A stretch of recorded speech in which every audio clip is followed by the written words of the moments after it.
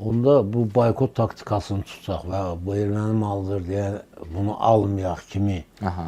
bir kör zehniyyət deyirlər, kör zehniyyət, Bəli. qabağı görməyən zehniyyətə qapılsaq, onda biz gərək bir 200-300 il arxaya doğru gedək. Arxaya gedək. Ay qardaş, bu qarşılıqlı ticarətdir. Qarşılıqlı ticarət hər iki tərəfə mənfəət verir. Sözsüz. Dünyanın qan damarlarını ticarət təşkil edir.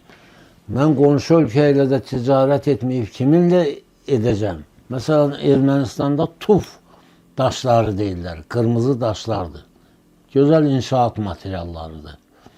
Onunla biz gözəl Bakımızı və yaxud da ki, rayonlarda tikilən tikililərimizi daha da gözəlləşdirə bilərik. Aha. Ondan sonrasına Ermənistanın laf yaxşı,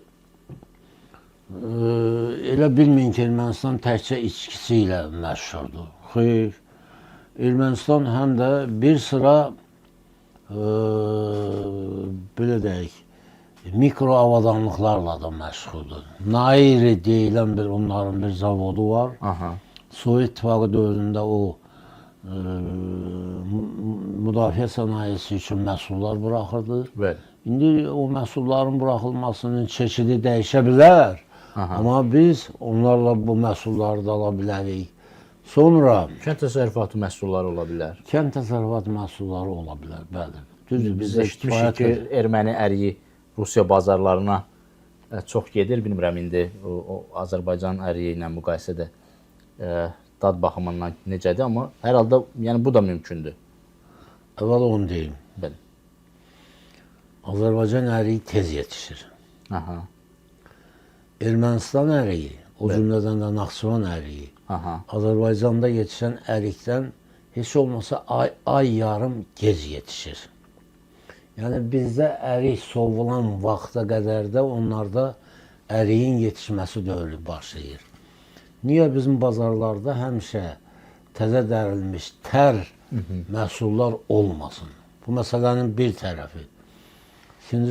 İkinci tərəfi açığın deyək, biz əriyi qurudub, ərik qurusunu, çərəzini məhsula çevirə bilmirik. Məsələn, Natiq Cəfəli deyir ki, biz onlardan deməli çay ala bilərik, qızıl balıq ala bilərik, ət məhsulları ala bilərik. Ala bilərik, bəli. İndi iqtisadçıdır, o daha məlumatlıdır, mən açığı bilmirəm. Yox, düz deyir. Dağ şəraitidir. Aha. Dağ şəraitində bəslənmiş heyvanın əti daha qidalı, daha belə deyək, orqanizm üçün xeyirli olur. Çay haqqında bir söz deyə bilmərəm. Bəli. Çay haqqında mən bir söz deyə bilmərəm. Bilmirəm onların çayı necədir, nə. Bizim özümüzün çayı dünyanın ən yüksək markalı çayıdır. Ondan sonrasına mən onu da bostan tərəvəz məhsullarını seçib ala bilərik. Meyvə məhsulları onlarda boldur. Məsələn, təkcə ərik yox, armud, alma. Bizim özümüzün var. Bəli. Amma mövsümdə onlar bizdən gecikir. Bizdə mövsüm, belə deyək, ərik mövsümü və yaxud armud mövsümü və yaxud alma mövsümü başa çatanda onlarda yenicə başlayır. Deməli, burada da əlverişli ola bilər, amma inşaat materialları məsələsi çox ciddi xarakter daşıyır.